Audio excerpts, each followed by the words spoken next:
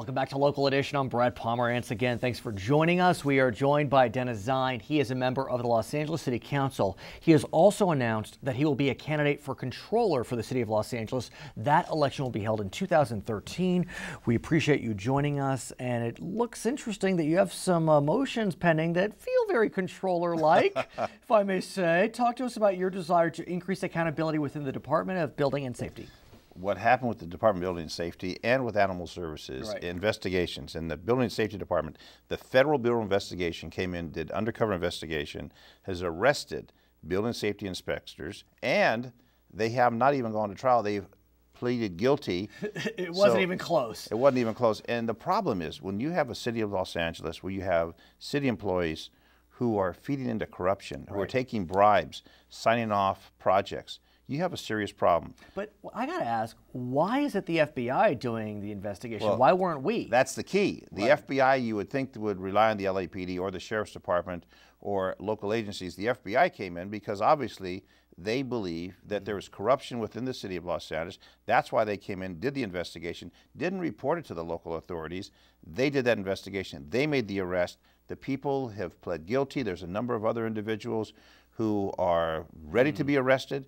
And the problem is, in this city of the angels, the city of Los Angeles, we should not have corruption. We need to have supervisors do their job, general managers do their jobs, and being a native of this city and a member of the LAPD for as many years as I've been, to see this happen in the city of Los Angeles, to me is outrageous that that would even be tolerated. And it's not just one or two employees. There's a number of employees who've been involved in this illegal activity. Can you talk to the current controller to see if she can conduct an audit to uncover this wrongdoing? Well, the controller, or is it not really the same area? Well, we're beyond that. We're now in the criminal element, and there's other department, building and safety employees who are pending arrest. I'm not saying they're all involved in illegal activity, but there's enough of them to say you have a problem. If you have more than a handful, you've got a problem. What will your motion do? What my motion to do is going to flush out the problem and say, how do we correct it? How do we implement programs so we don't have this activity taking place? I spoke to a building contractor recently. He told me it's common knowledge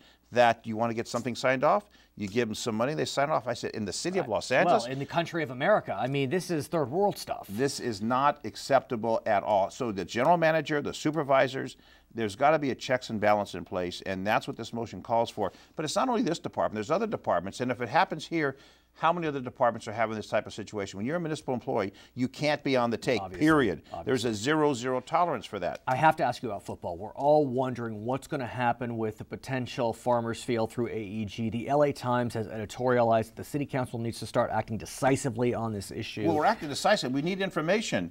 Former Mayor Reardon came out and said we may be defaulting on current bonds. The AEG... Unconnected to AEG. Unconnected, but see, they want us to take out additional bonds, $300 million to help fund. And if we're going to default... Why can't they take out their own bonds? Well, the question I have is AEG, Anschutz is a very, very wealthy individual, and AEG's done tremendous around the country. They have the money. They could fund the whole project. They can fund everything. The Farmers Field, the new convention center, they can fund it all.